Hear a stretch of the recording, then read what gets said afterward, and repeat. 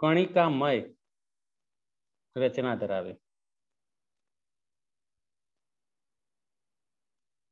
Ribosome કણિકામય રચના ધરાવે છે અને કોષ રસમાં મુક્ત રીતે ફરતા હોય. કોષ રસની અંદર આમનું સ્થાન ક્યાં કે કોષ રસમાં મુક્ત રીતે હોય. અથવા જે આપણે ઈઆર કહીએ એન્ડોપ્લાસ્મિક રેટિક્યુલમ એટલે કે અંતઃકોષ રસ ઝાડ એની સાથે ઈઆર સાથે સંકળાયેલા હોય, ઈઆર સાથે જોડાયેલા હોય. બે રીતે હોય એમ. ફરીથી કહીએ કે રિબોઝોમ્સ જોવા ક્યાં મળે કે કોષ રસમાં, અને આ રિબોઝોમ્સ અથવા તો ઈઆર સાથે ચોંટી ગયેલા હશે, જોડાઈ ગયેલા હશે. બરાબર. હવે તમે એ પણ ભણી ગયા છે કે ભાઈ બે પ્રકારના કોષો છે આપણી પાસે. એમાં સુકોષ કેન્દ્રી કહીએ તો આ સુકોષ કેન્દ્રી સજીવોની અંદર એટીએસ પ્રકારના રિબોઝોમ્સ જોવા મળતા હશે. એટીએસ પ્રકારના રિબોઝોમ્સ હોય અને જે આદિકોષ કેન્દ્રીય કોષ કહીએ એમાં 70S પ્રકારના રિબોઝોમ્સ હશે. બરાબર. આવું તમે નામ સાંભળ્યું હશે. Very good. તો આ રિબોઝોમ્સ જે છે ને એમાં જે એટીએસ કહીએ ને આપણે, તો આ એટીએસ ની અંદર પાછા પેટા પ્રકાર છે આના એટીએસ ના. 40S અને 60S. આવી રીતે બે ભાગ પડે, 40 અને 60. 40 તો પાછો પેટા પ્રકાર આવે. 40 બીજા 18S RNA ના બનેલા હોય. આ તો મેં તમને કદાચ ટેમ્પલેટમાં નહીં આપ્યું હોય એટલે ધ્યાન રાખજો. એટીએસ છે ને બે પેટા પ્રકાર છે, 40 અને 60. અને 40 નો જે પેલા નાનો પેટા પ્રકાર કહેવાય ને, આ નાનો કહેવાય, આ મોટો કહેવાય. તો નાનો પેટા પ્રકાર છે ને એ પાછો 18S 18S કહીએ આપણે, એનો RNA નો બનેલો હોય. જે 60S કહીએ એ 5S RNA અથવા તો 5.8S RNA. RNA હો, એ તો ખરું, આર તો લખવાનું છે, વત્તા 28S RNA. આ ત્રણ યાદ રાખજો. 60S ની અંદર પેટા પ્રકારોમાં 5S RNA, 5.8S RNA, 28S RNA જોવા મળશે. આમાં ખાલી 18S RNA જોવા મળતો હશે. પણ છે શું આવ્યું કે એમના મંડ્યા છીએ આપણે ભારે હલકું કરવા માટે. બરાબર. તો જે સુકોષ કેન્દ્રનો પેટા પ્રકાર હોય ને એ આવો હોય. આ નાનો પેટા પ્રકાર જે 40S પ્રકારનો હોય, આ રહ્યો 40S પ્રકારનું છે. અને આની ઉપરના ભાગે કોણ આવતો હશે? મોટો પેટા પ્રકાર આવે. એ આ રીતે હોય, આ રીતે હોય. આ રહ્યો એ મોટો પેટા પ્રકાર છે જે 60S પ્રકારનો હોય. એટલે આ 60S પ્રકારનો છે, આ 40S પ્રકારનો છે. અને આની અંદર ત્રણ ભાગ આવેલા હોય. આમાં ત્રણ ભાગ આવેલા હોય. એ રિબોઝોમ્સ આવો હોય, સુકોષ કેન્દ્રીય રિબોઝોમ્સ આવો જોવા મળે. એક્ઝિટ, પેપ્ટાઇડ અને એક્સેપ્ટર, આવા ત્રણ ભાગ જોવા મળતા હશે. આની સંપૂર્ણ માહિતી આપણે 12th માં લઈશું. બરાબર. ચેપ્ટર નંબર 6 એમાં આપણે બધી માથાકૂટ કરીશું. એક વખત તમને પૂછીશ કે ઈ, પી અને એના નામ શું હતા. ઈ એટલે એક્ઝિટ, પી એટલે પેપ્ટાઇડ અને એ એટલે એક્સેપ્ટર. બરાબર. આવી રીતે ત્રણ ભાગ જોવા મળશે. આખો RNA છે, RNA આખો આર શું કહેવાય? RNA રિબોઝોમલ RNA કહેવાય. Ribosomal RNA. ઓકે. તો આપણે અત્યારે આ ભણી રહ્યા હતા. તો આ કોની વાત કરી મેં? ખાલી સુકોષ કેન્દ્રીની. જે છે ને આ ફરતી 12માં આવવાનું જ છે. આ બંને ફરતી 12માં આવશે. એમાં 60S છે ને એ 12માં ફરતી આવે છે.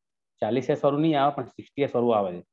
અને જે આપણે સુકોષ કેન્દ્રીનો કહીએ રિબોઝોમ્સ, એ તો આવી ગયું ને. આદિકોષ કેન્દ્રી, આદિકોષ કેન્દ્રી,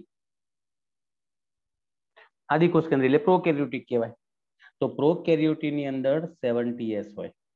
અને આ 70S ના બે ભાગ હોય, જેમાં 80S ના બે ભાગ હતા, 40 અને 60. 40 અને 60. એમ આદિકોષ કેન્દ્રી કોષની અંદર પણ રિબોઝોમ્સનો આકાર તો આવો જ હોય, સુકોષ કેન્દ્રી જેવો જ હોય, પણ 70S નો હોય. મતલબ કે એક ભાગ જે હશે એ 30S નો આવશે, 30S નો, અને બીજો ભાગ હશે એ 50S નો હશે. આ રીતે આ બે અલગ અલગ ભાગના હોય. એમાં જે 30S હશે એ 16S RNA નો બનેલો હશે. અને જે 50S હશે એની અંદર 5S-RNA. ઓકે, આ સિવાય 23S-RNA એનો બનેલો હશે. આ પેટા એકમ આ બંને ભેગા થઈને 50S બનાવે. S એટલે સ્વેડબર્ગ યુનિટ કહેવાય. S નો મતલબ શું થાય? Svedberg unit.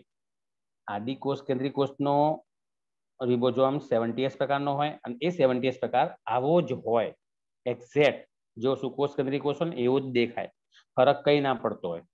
બરાબર, પણ ફરક એટલો હોય કે આપણો જે સુકોષ કેન્દ્રનો ડીએનએ હોય ને એ આદિકોષ કેન્દ્રીય કોષ કરતા થોડોક વિકસિત હોય, થોડોક ભારે હોય. એસ નો મતલબ શું થાય? Svedberg unit. S is equal to Svedberg unit છે. સ્વેડબર્ગ નામનો વૈજ્ઞાનિક હતો. સ્વેડબર્ગ નામનો વૈજ્ઞાનિક હતો. એને આ રિબોઝોમ્સની માપેલા હતા, માટે એના આધારે એમને એવું કીધું 70S ના 80S. મતલબ શું થાય? 30S અને 50S. આમાં શું થાય? 40S અને 60S. 40 એટલે નાનો ભાગ જેનું વજન હલકું હોય અને 60S એટલે ભારે ભાગ કે જે વજનમાં ભારે જોવા મળશે. બસ એ રીતે. ઓકે, રિબોઝોમ્સ આપણા કોષ રસની અંદર આવેલી સૌથી નાનામાં નાની અંગિકા. આ તમારે ચોપડી છાપ્યું હશે, નાની અંગિકા છે. પટલ વિહીન અંગિકા કહેવાય. કણાસૂત્ર ભણ્યા, હરિત પણ ભણ્યા, બધી પટલમય અંગિકાઓ હતી. લાઇસોઝોમ્સ બધી પટલમય અંગિકાઓ હતી. આ પટલ વિહીન અંગિકા છે. અને જે આરબીસી કહીએ, સસ્તન હોય તો સસ્તનના આરબીસીમાં ગેરહાજર. સસ્તનના આરબીસીમાં નહીં હોતી. બરાબર. પ્રાણી કોષની અંદર પેલેડ નામનો વૈજ્ઞાનિક હતો, એને શોધેલી હતી. સૌપ્રથમ એને માહિતી આપી હતી, માટે એના પેલેડ કણ તરીકે પણ ઓળખાય છે. પેલેડ કણ તરીકે ઓળખાય. પ્રાણી કોષ માટેની વાત છે. જ્યારે વનસ્પતિ કોષની વાત કરીએ, અહીં લખી દઈએ આપણે પ્રાણી કોષ. એની અંદર એને સંપૂર્ણ માહિતી આપી હતી. જ્યારે વનસ્પતિ કોષની વાત કરીએ આપણે, તો વનસ્પતિ કોષની અંદર વૈજ્ઞાનિકો હતા રોબિન્સન અને બીજો વૈજ્ઞાનિક હતો બ્રાઉન. આ બે વૈજ્ઞાનિકો એની માહિતી આપેલી હતી. બરાબર. અને એ વનસ્પતિનું નામ પણ તમારે પેલા પેમ્ફલેટમાં નહીં આપ્યું, લખી દો વિસિયા ફાબા. વિસિયા ફાબા આ વનસ્પતિ છે. એના મૂળની અંદર સૌપ્રથમ એમને આ રિબોઝોમ્સની માહિતી આપી હતી રોબિન્સન અને બ્રાઉન નામના વૈજ્ઞાનિકે. વિસિયા ફાબા નામની વનસ્પતિ, વટાણા કહીએ ને, વટાણાનું કુળ છે આવ્યું, વિસિયા ફાબા. બરાબર. ક્લાઉડ નામનો વૈજ્ઞાનિક હતો. ક્લાઉડ એને સૌપ્રથમ કોષ રસમાંથી અલગ કરેલી કોષ રસમાંથી અલગ કરેલ રિબોઝોમ્સની માહિતી આપી હતી અને એને માઇક્રોઝોમ તરીકે ઓળખાણ આપી હતી. માઇક્રોઝોમ એટલા માટે કેમ કે સૂક્ષ્મ છે ને, નાની છે ને, એટલે એને માઇક્રોઝોમ એવું નામ પાડ્યું. કોષ રસમાં એને મળી આવી હતી એટલે માઇક્રોઝોમ તરીકે કહી દીધેલું હતું. બરાબર. અને આદિકોષ કેન્દ્રીય સુકોષ કેન્દ્રીયમાં હતું. આદિકોષ કેન્દ્રીય કોષ કહીએ ને આપણે પ્રોકેરિયોટિક, તો આદિકોષ કેન્દ્રીય માં એને મોનોઝોમ કહેવાય. એક જ હોય એટલા માટે આદિકોષ કેન્દ્રીય કોષમાં મોનોઝોમ કહેવાય. સુકોષ કેન્દ્રીયમાં માઇક્રોઝોમ કહેવાય. બંને નામ યાદ રાખજો. સુકોષ કેન્દ્રીયમાં ક્લાઉડે કોષ રસમાંથી બહાર કાઢેલી હતી પહેલી વખત, એટલા માટે. અને જે આપણે બે પેટા એકમ બોલ્યા, આજે બે પેટા એકમ જોડી જાય 40S અને 60S, એ જોડાવા માટે મેગ્નેશિયમ અતિ આવશ્યક છે. મેગ્નેશિયમની હાજરીમાં આ બંને પેટા એકમો જોડાઈ જતા હશે. ઓકે.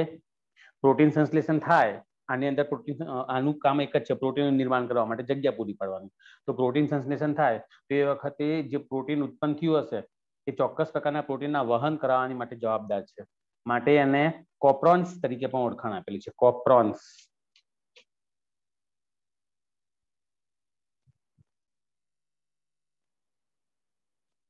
પ્રોટીન ઉત્પન્ન થયું હોય એ પ્રોટીનને ચોક્કસ રીતે વહન કરવા માટે જવાબદાર છે.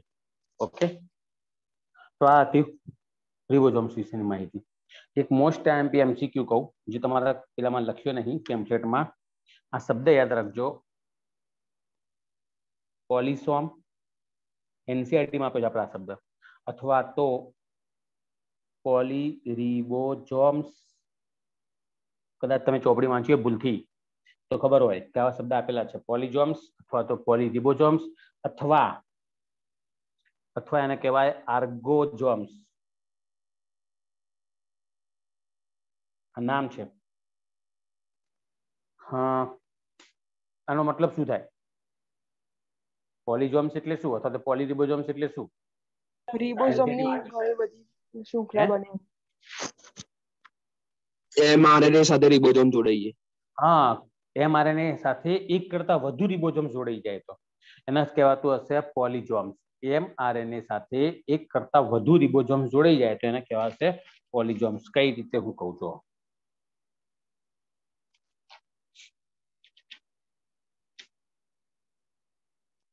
આ સમજી લો ને કે એમઆરએનએ છે. આઈ રહ્યો એમઆરએનએ, બરાબર. હવે આ એમઆરએનએ સાથે એક કરતા વધુ રિબોઝોમ જોડાઈ જાય. આની સાથે રિબોઝોમ્સ આ રીતે જોડાશે. એટલે નાનો પેટા એકમ આવે, પછી એની ઉપર મોટો પેટા એકમ આવે, પછી પાછું નાનો પેટા એકમ, પાછો મોટો પેટા એકમ, પાછો નાનો પેટા એકમ, પછી આ નાનો પેટા એકમ, પાછો એની ઉપર મોટો પેટા એકમ.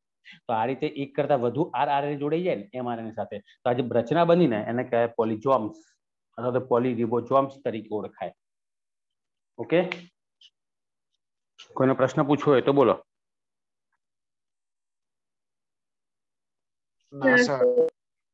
અને આ તમારા શું કહેવાય, બધામાં આટલા જ લોકો આવે છે કે હજી વધારે આવે છે? તેઓ ઓછા થઈ ગયા ધીમે ધીમે બધા ભરતા લેક્ચરો? ઓછા થઈ ગયા લાગે છે. ઓછા થઈ ગયા બધા. થાકી ગયા લાગે છે બધા બિચારા. સર આગળના લેક્ચરમાં એ ઓછા જ હતા. ઓકે, વાંધો નહીં. સૌ પ્રથમ આપણે વાત કરી નાખી ને 1953માં અને શોધ કોણે કરી હતી? પેલોડ નામના વૈજ્ઞાનિકે, જ્યોર્જ પેલોડ. એ તમારા એનસીઈઆરટીમાં લખેલું જ છે એટલે આપણે બહુ બોલ્યા નહીં એના વિશે. હવે આપણે આગળ વધીએ કોષરસ કંકાલ. એનસીઈઆરટીમાં આના વિશે બહુ માહિતી નહીં આપી કોષરસ કંકાલની, માટે થોડુંક ધ્યાન આપજો કારણ કે હું એનસીઈઆરટીના ઉપયોગી પહેલા માહિતી આપીશ ને પછી નીટની આપીશ, બરાબર? કોષ રસ કંકાલ.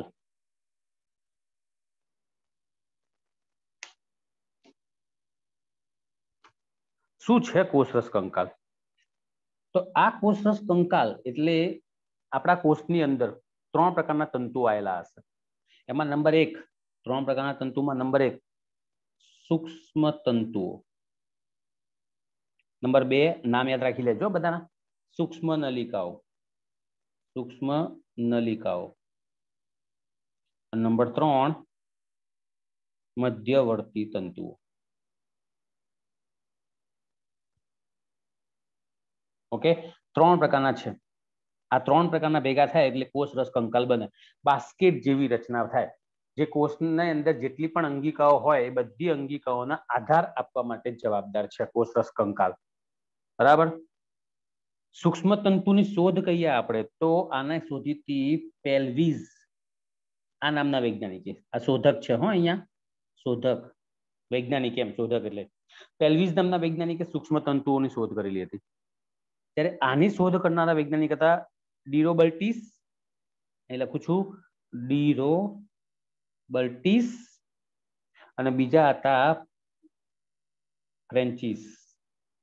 આ 2 વૈજ્ઞાનિકે સૂક્ષ્મ નલિકાઓની શોધ કરી હતી. આ સૂક્ષ્મ નલિકાઓ પક્ષમાં કહીએ, તમે જે ભણ્યા છો કસા, તારા કેન્દ્રો વગેરેની અંદર સૂક્ષ્મ નલિકાઓ હોય. ટ્યુબ્યુલિનની બનેલી, ટ્યુબ્યુલિન પ્રોટીનની બનેલી હોય આ બધી. અને સૂક્ષ્મ તંતુઓ કેરાટીન બનેલા હોય.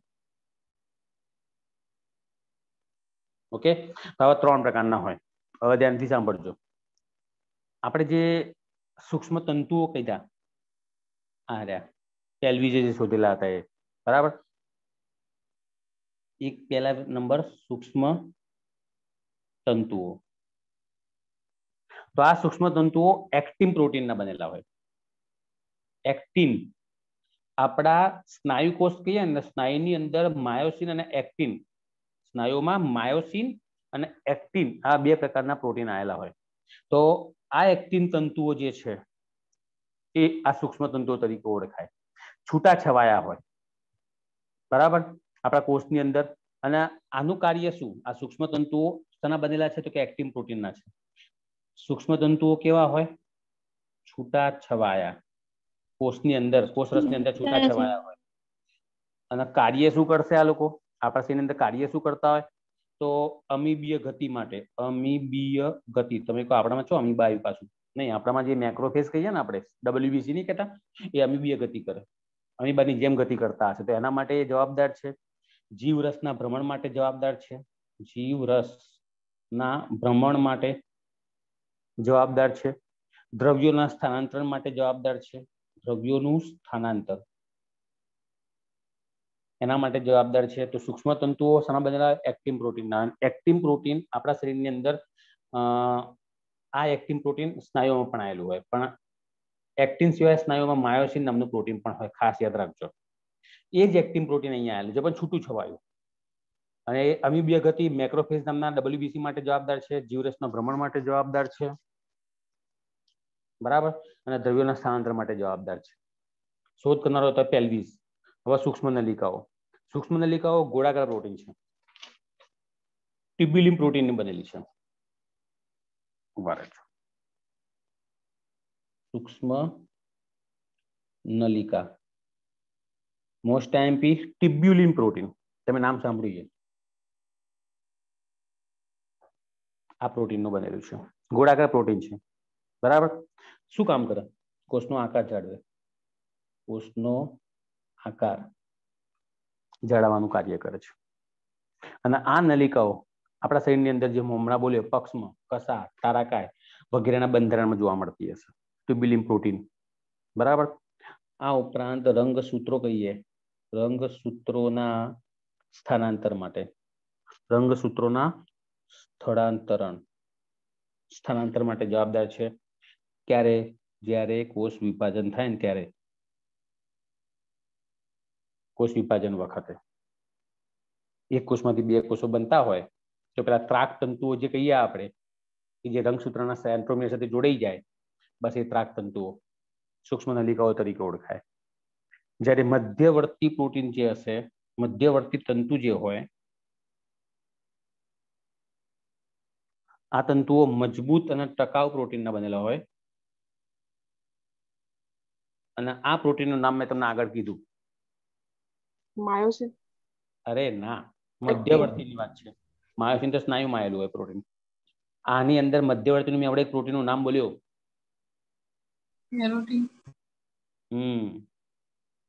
કેરોટીન તો કેરાટીન નામનું પ્રોટીન હોય એના બનેલા છે બરાબર અને આધાર આપવાનું કામ કરશે આ જે બે તંતુઓ ગયા સૂક્ષ્મ નલિકાઓ અને સૂક્ષ્મ તંતુઓ ગયા એના આધાર આપવાનું કામ કરે છે તો આ હતું કોષરસ કંકાલ બરાબર હવે સૂક્ષ્મકાય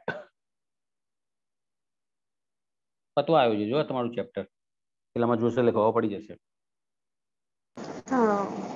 કેટલું બાકી છે એક બે પત્તા બાકી છે બસ જો સૂક્ષ્મકાય કોના કહેવાય તો વનસ્પતિ કે પ્રાણી કોષની અંદર છે ને ઘણી સૂક્ષ્મ રસધાનીઓ આવેલી હોય તેને સૂક્ષ્મકાય કહેવાય પટલ ધરાવતી ઘણી સૂક્ષ્મ રસધાની પટલ ધરાવતી ઘણી સૂક્ષ્મ રસધાની ને સૂક્ષ્મકાય કહેવાય પરખ્યા દરવાજો ખોલી કાઢ થોડો બરાબર વનસ્પતિ કોષ અને પ્રાણી કોષ બંનેમાં હોય વનસ્પતિ કોષ અને પ્રાણી કોષ બંનેમાં જોવા મળે અને શું કરાય ઉત્સેચક ધરાવે છે અને બધા નામ જુદા જુદા હોય એના નામ મેં તમને આપેલા છે તમારા પેમ્ફલેટમાં એક છે સ્પેરોઝોમ શોધી કાઢો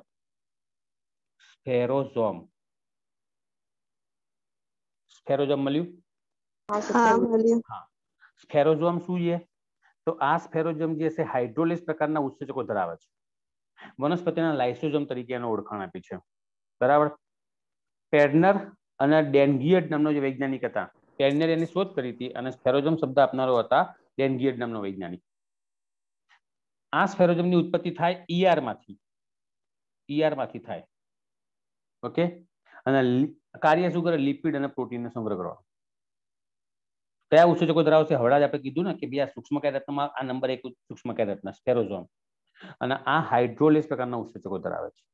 હાઇડ્રોલેઝ એટલે પાચક ઉત્સેચકો કહેવાય, માટે વનસ્પતિનું લાઇસોઝોમ તરીકે ઓળખાય. ઓકે, તો આ સ્ફેરોઝોમ પહેલી રચના છે. એના પછી આવશે પેરાઓક્સિઝોમ. તમે કદાચ નામ સાંભળ્યું છે પેરાઓક્સિઝોમને. પ્રકાશ શ્વસનમાં વપરાય.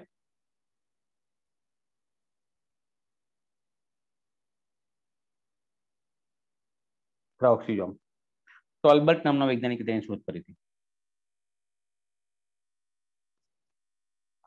આપણે જે પ્રકાશ સંશ્લેષી કોષો કહીએ પર્ણ, બરાબર, એની અંદર જોવા મળશે. આ સિવાય પ્રાણીઓમાં મૂત્રપિંડને યકૃત કહીએ એની અંદર જોવા મળશે. અને ઓક્સિડેઝ પ્રકારના ઉત્સેચકો ધરાવે. ઓક્સિડેઝ પેલામાં હાઇડ્રોલેઝ પ્રકારના હતા, આમાં ઓક્સિડેઝ એટલે ઓક્સિડેશન કરતા અને તેવા ઉત્સેચકો ધરાવે છે. બરાબર. પેરોક્સાઇડ ઉત્પન્ન કરે. પેરોક્સાઇડ એટલે H2O2, હાઇડ્રોજન પેરોક્સાઇડ કહીએ ને આપણે, એવા પદાર્થો બનાવવા માટે જવાબદાર છે. ઉત્પન્ન કરશે. આ ઉપરાંત કેટલાક બીજા જે વિચિત્ર પ્રકારના ઉત્સેચકો હોય છે કે જેનાથી નુકસાન થતું હોય વનસ્પતિને, એનો નાશ પણ કરતા હોય છે. માટે આ અંગિકા વનસ્પતિ માટે બહુ જ મહત્વની છે, કેમ કે વનસ્પતિમાં પ્રકાશ શ્વસનમાં જવાબદાર છે. પ્રકાશ શ્વસન, જો આ અંગિકા ના હોય તો વનસ્પતિમાં આ ક્રિયા ના થાય. અને વનસ્પતિમાં આ ક્રિયા ના થાય તો વનસ્પતિની અંદર આવેલું હરિત કણ જે કહીએ એની મુખ્ય અંગિકા જે છે એનું વિઘટન થઈ જાય, એનો નાશ થઈ જાય. માટે પ્રકાશ શ્વસનની અંદર આ અંગિકા વનસ્પતિ માટે બહુ જ મહત્વનો ભાગ ભજવે છે. C3 વનસ્પતિમાં જ હોય, ખાલી યાદ રાખજો. C3 જે પથ ધરાવતી વનસ્પતિ હોય ને એમાં મહત્વનો ભાગ ભજવશે. C4 માં પ્રકાશ શ્વસન ના થાય, એ મગજમાં ઘુસાડી દેજો. બરાબર. પછી ગ્લાયકોસિઝોમ, ત્રીજા નંબરે સૂક્ષ્મ કાયની અંદર આવશે ગ્લાયકોસિઝોમ. બીવર અને બ્રાઇડેન્ટ બીચ નામનો વૈજ્ઞાનિક હતો, એમને શોધી હતી. કાર્ય શું કરે છે? Fatty એસિડનું oxidation. ચરબીનું કાર્બોદિતમાં રૂપાંતર કરે. ચરબીનું કાર્બોદિતમાં રૂપાંતર કરે. વનસ્પતિ કોષોમાં હોય, પ્રાણી કોષોમાં તેનો અભાવ હોય. ઓકે. હા, જે કાંગારુ રેટ કહીએ ને, કાંગારુ રેટ એટલે કે રણમાં જોવા મળતું ઉંદર, એના શરીરમાં ગ્લાયકોસિઝોમ હોય. પાછી બધા પ્રાણીઓમાં નહીં હોતી, પણ એ પ્રાણીમાં જોવા મળે છે. અને એમાં શું કરે? કાર્બોદિતનું ચરબીનું શું કરે? વિઘટન કરે, ઓક્સિડેશન કરે છે. બરાબર. આ ત્રણે ત્રણ સૂક્ષ્મકાય રચનાઓ કહેવાય. સ્ફેરોઝોમ, પેરોક્સિઝોમ, ગ્લાયકોસિઝોમ. અને એક કવડું પટલ ધરાવે, બેવડું નહીં, એક ઉપરના ભાગે એક જ પટલ ધરાવતી અંગિકાઓ છે. બસ. તો સૂક્ષ્મકાય રચનાઓ કેટલી? તો 3 છે, ખાલી યાદ રાખજો. સ્ફેરોઝોમ, પેરોક્સિઝોમ અને ગ્લાયકોસિઝોમ. હવે પક્ષમ અને કસા.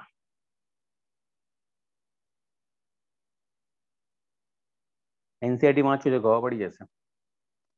પક્ષમ અને કસામાં ગોઠવણી કયા આકારે હોય? અને ગોઠવણી કેવું હોય તો કેવી હોય? 9+2 હોય ને, તો 9+2 એટલે 9 × 2 = 18 +2 = 20. આવું લખેલું છે. આનો મતલબ શું થાય?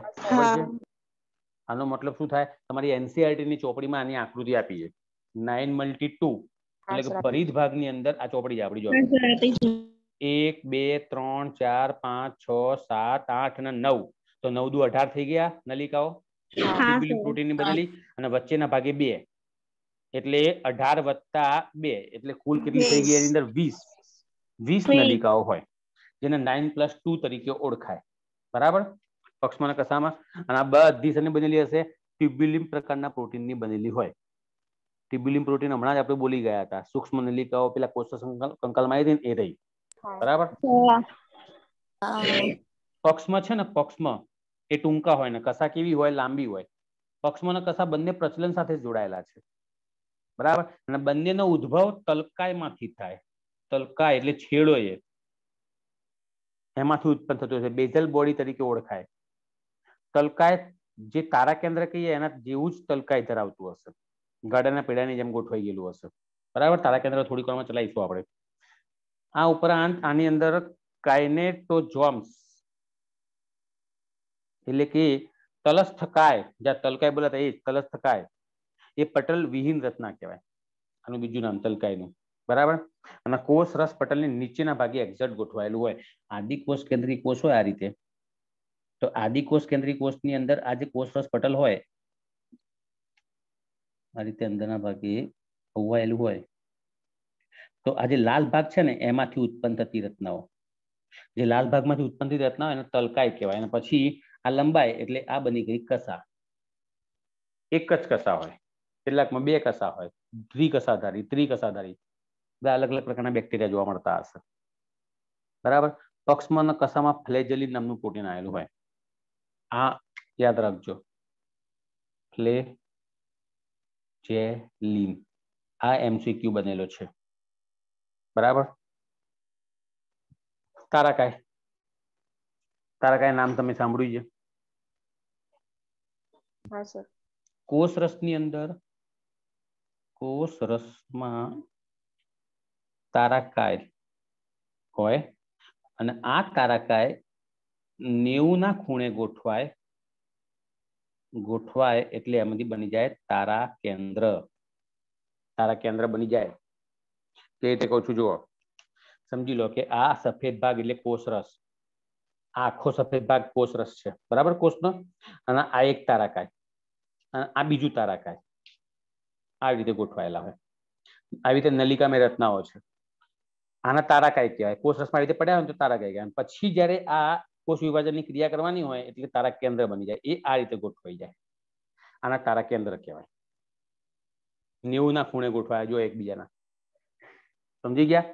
અને આની અંદર ટ્યુબ્યુલિન ની બનેલી પેલા પક્ષમાં કસામાં બે ની જોડ હતી, જ્યારે આની અંદર 3 ની જોડ આવશે, ત્રિખડ બનશે. એટલે વચ્ચેના ભાગે કોઈ ના આવે ત્રિખડમાં. 9 × 3 27 નલિકાઓ હોય. ટ્યુબ્યુલિન પ્રોટીનની 27 નલિકાઓ જોવા મળે. વચ્ચેના ભાગે ખાલી મધ્યદંડ જોવા મળતો હશે, બસ. બરાબર. તારા કેન્દ્ર જે 9 તારા કેન્દ્ર આમાં બનતું હશે, જૂનામાંથી 9, એ S તબક્કા દરમિયાન બને. પણ અર્ધીકરણનો S તબક્કો, અર્ધીકરણના S તબક્કાનું નામ તમને આવડે છે? શું થાય? S એટલે પૂરું નામ? G1, S, G2, તેને શું કહેવાય? S તબક્કાનું નામ નહીં ખબર તમને? આંતર અવસ્થાના તબક્કાઓ. હા, અંતરાવસ્થાનો S તબક્કો. પણ S એટલે શું? S નો કંઈક મતલબ તો હોવો જોઈએ ને. સિન્થેસિસ. અંતરાવસ્થાના 3 તબક્કા છે. હા, synthetic. G1, S, G2. G1 એટલે ગેપ 1, S એટલે સિન્થેટિક અને G2 એટલે ગેપ 2. બરાબર. આની અંદર DNA બને, ખાસ યાદ રાખજો. માટે એને સિન્થેટિક તબક્કો કીધો છે. DNA નું નિર્માણ થાય ને એટલા માટે એને સિન્થેટિક તબક્કો તરીકે ઓળખાય. ઓકે. બીજું એક મહત્વની વસ્તુ યાદ રાખજો, જે જગ્યાએ તારા કેન્દ્રો હોય ને, જે જગ્યાએ તારા કેન્દ્રો હોય એ તારા કેન્દ્રોની આજુબાજુનો જે જીવ રસ હોય એને તારા રસ તરીકે ઓળખાશે, અથવા તો તારા વર્તુળ. તારા વર્તુળ કહેવાય. કોઈ જગ્યાએ તમને શબ્દ દેખાય ને તારા વર્તુળ, એનો મતલબ એવો સમજવાનો કે તારા કેન્દ્રની આજુબાજુ આવેલો જીવરસ, કોષ રસ, એ બધો કોષ રસ જે હોય એને તારા વર્તુળ તરીકે ઓળખાય છે. ઓકે. વન બેન નામનો વૈજ્ઞાનિક હતો. એને સૌપ્રથમ તારા કેન્દ્રનું અવલોકન કર્યું હતું પ્રાણી કોષની અંદર. અને પછી બોવરી આવ્યો હતો. એમને સેન્ટ્રોઝોમ શબ્દ આપેલો, એટલે કે તારાકાય શબ્દ આપેલો હતો. ઓકે. અમીબા, પેરામિસિયમ વગેરે જેવા કેટલાક પ્રોટિસ્ટામાં તારાકાય કોષ કેન્દ્રની અંદર જોવા મળતું હોય. નોર્મલી આપણા શરીરમાં કેવું હોય કે જે આ પ્રાણી કોષ હોય ને, અને પ્રાણી કોષનું આ કોષ કેન્દ્ર હોય ને, તો તારા કેન્દ્રો અહીંયા આવેલા હોય, અહીંયા આ રીતે ગોઠવાયેલા હોય કોષ કેન્દ્રની બહાર. જ્યારે પ્રોટિસ્ટામાં કેટલાક બધા નહીં, કેટલાક પ્રોટિસ્ટાની અંદર તે કોષ કેન્દ્રની અંદર ગોઠવાઈ ગયેલા હશે. બરાબર. અને પછી ન્યુક્લિયસ આપ્યું છે, કોષ કેન્દ્ર. રોબર્ટ બ્રાઉન, એ તો ખબર જ છે, કોષ કેન્દ્રનો શોધક. પરીક્ષામાં પૂછાય કે કોષ કેન્દ્ર કયા કોષોમાં ના હોય, તો RBC, માનવ RBC. કેમ કે દેડકો કહીએ ને તો દેડકાના RBC માં કોષ કેન્દ્ર હોય. ખાલી માનવ જે કહીએ એટલે કે સસ્તન કહીએ એના RBC માં ના હોય. ચાલની નલિકા, વનસ્પતિ કોષોમાં આવેલી ચાલની નલિકા આ છે ને, એ અન્નવાહક પેશી કહીએ એનો ઘટક છે ચાલની નલિકા. વત્તા સાથી કોષ હોય તો સાથી કોષ પાસે શું હોય? તારા કેન્દ્ર હોય. કોષ કેન્દ્ર હોય, ચાલની નલિકા પાસે ના હોય. કેટલાક સજીવો એવા હશે જેની પાસે 2 કોષ કેન્દ્રો ધરાવતા હોય, વર્ટિસોલા અને પેરામિસિયમ. પેરામિસિયમ અને વર્ટિસોલા બંને પાસે 2 કોષ કેન્દ્રો હોય, માટે ત્રિકોષ કેન્દ્રી કહેવાય. મોટાભાગે એક જ કોષ કેન્દ્ર હોય સજીવો પાસે, પણ પેરામિસિયમ પાસે 2 હોય, એમાંથી એક કોષ કેન્દ્રની લેવડ દેવડ કરે સંયુગ્મનની ક્રિયા વખતે. એપેલિના રાઇઝોપ્સ, વાઉકેરિયા, વાઉકેરિયા અથવા તો વુચેરિયા પણ કહેવાય, વુકેરિયા. હાથી પગો કહીએ આપણે, હાથી પગો સૂત્રકૃમિ સમુદાય. એની અંદર આવેલા છે સજીવો બહુકોષ કેન્દ્રીય હોય. બહુકોષ કેન્દ્રી એટલે કે એક કરતા વધારે કોષ કેન્દ્રો ધરાવતા હશે. બરાબર. આ ઉપરાંત ન્યુક્લિયોપ્લાઝમિક શબ્દનો મતલબ શું થાય? ન્યુક્લિયોપ્લાઝમિક એટલે કેરિયોપ્લાઝમિક ઇન્ડેક્સ, એનપી તરીકે ઓળખાય, જેનો મતલબ એવો થાય કે કોષ કેન્દ્રનું કદ ભાગ્યા કોષ રસનું કદ, એના આધારે એનપી શોધાય. કોષ કેન્દ્ર એનું કદ ડિવાઇડેડ બાય કોષ રસનું કદ, અને એનપી તરીકે ઓળખાય. એટલે કે કેરિયોપ્લાઝમિક ઇન્ડેક્સ, ન્યુક્લિયોપ્લાઝમિક, કોષ કેન્દ્રનું કદ કોષ રસના કદ કરતા મોટું હોય, કોષ રસ કરતા કોષ કેન્દ્રનું કદ મોટું હોય તો એ કોષ વધારે કાર્યક્ષમ હોય, અને કોષ કેન્દ્ર કરતા કોષ રસનું કદ મોટું હોય તો કાર્યક્ષમતા થોડીક ઓછી હોય.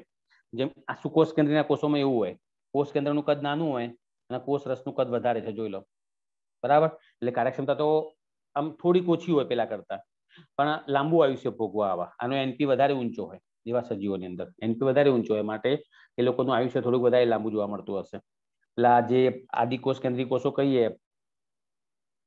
જે બેક્ટેરિયા જેવા સજીવો હોય એની અંદર કોષ કેન્દ્રનું કદ વટી જાય અને કોષ રસનું કદ ઘટી જાય, માટે એનું આયુષ્ય પણ તમે જો ટૂંકું હશે.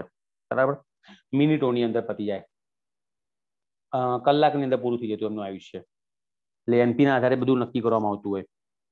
સૌપ્રથમ ફોન્ટા નામના વૈજ્ઞાનિકે કોષ કેન્દ્રિકાની શોધ કરી હતી. કોષ કેન્દ્રની આજુબાજુ આવેલો ગોળાકાર અંગિકા એને કોષ કેન્દ્રિકા કહેવાય.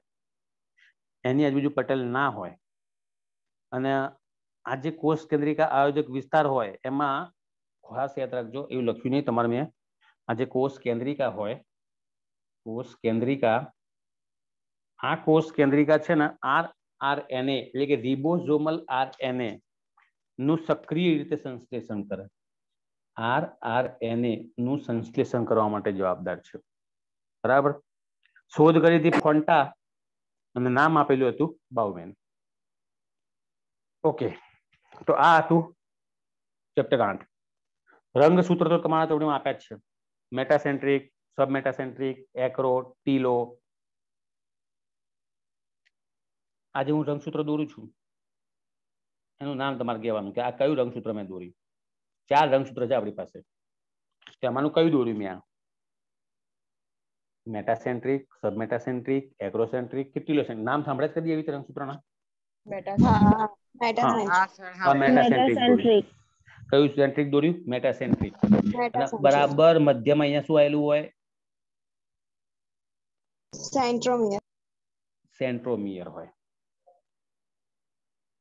જો સેન્ટ્રોમિયરના ઉપરના ભાગે રકાબી જેવી તકતી જેવી રચના આવે, કોષ વિભાજનની ક્રિયા કરવાની હોય ત્યારે આવી તકતી જેવી રચના ઉત્પન્ન થાય. તેનું નામ શું પડતું હશે? રકાબી જેવી લાલ રંગની રચનાને શું કહેવાય? કાનેટોકોર. કાઇનેટોકોર તરીકે ઓળખાય. બરાબર. જો સેન્ટ્રોમિયર મધ્યમાં હોય તો મેટાસેન્ટ્રિક. સેન્ટ્રોમિયર મધ્યથી સહેજ ઉપરના ભાગે ગોઠવાઈ ગયેલું હોય, મતલબ કે આ રીતે હોય, એટલે કે બે બાજુની ભુજાઓ ટૂંકી થઈ જાય અને બે બાજુની ભુજાઓ લાંબી થઈ જાય, તો એને કહેવાશે સબમેટાસેન્ટ્રિક. ઓકે. એક બાજુ આવેલું હોય, બે બાજુની ભુજાઓ ખૂબ જ ટૂંકી થઈ જાય અને એક બાજુ ભુજા ખૂબ જ લાંબી થઈ જાય, તો આને કહેવામાં આવતું હશે એક્રોસેન્ટ્રિક. અને એક જ સાઈડ આવેલું હશે આ રીતે, તો એને કહેવાશે ટીલોસેન્ટ્રિક. બરાબર. સેન્ટ્રોમિયર એટલે કે રંગસૂત્ર શબ્દ આપનારો વૈજ્ઞાનિક કોણ હતો? રંગસૂત્ર નામ કોને પાડ્યું હતું? રંગસૂત્ર શબ્દ કોને આપ્યો તો? શોધ્યું હતું કોને આવું? તો વાલ્ડેર. યાદ રાખજો, વાલ્ડેર આમને કીધેલું હતું. બરાબર. અને કેટલાક રંગસૂત્રો પર સેટેલાઇટ ભાગ જોવા મળતો હોય. સેટેલાઇટ એટલે શું છે? રંગસૂત્રિકા આયોજક પ્રદેશ. રંગસૂત્રિકા આયોજક પ્રદેશ એ આ રીતે હોય. આ જે ગોળાકાર રચના તમને દેખાય છે, બસ આ સેન્ટ્રોમિયર કહેવાય, સેટેલાઇટ કહેવાય. રંગસૂત્રિકા આયોજક પ્રદેશ તરીકે ઓળખાય. બરાબર. આ સેટેલાઇટ. તો સેટેલાઇટ સાથેનું જે રંગસૂત્ર હોય, આખું જે રંગસૂત્ર છે, આના સેટ તરીકે ઓળખાય. SAT. કોઈ પણ જગ્યાએ તમને SAT શબ્દ દેખાય એટલે તમારે સમજી લેવાનું કે એ રંગસૂત્ર પાસે કોણ આવેલું છે? સેટેલાઇટ આવેલું હશે. SAT નો મતલબ આખું નામ કેવું હોય તો સાઇન એસિડ થર્મોન્યુક્લિયોનિક. બરાબર લખીને આપું તમને, નહીં લખું. SAT નું ફૂલ ફોર્મ કેવું હોય તો એસિટી ને કહેવાશે સાઇન સાઇન દેખાયું એસિડ હા સર સાઇન એસિડ થર્મોન્યુક્લિયોનિક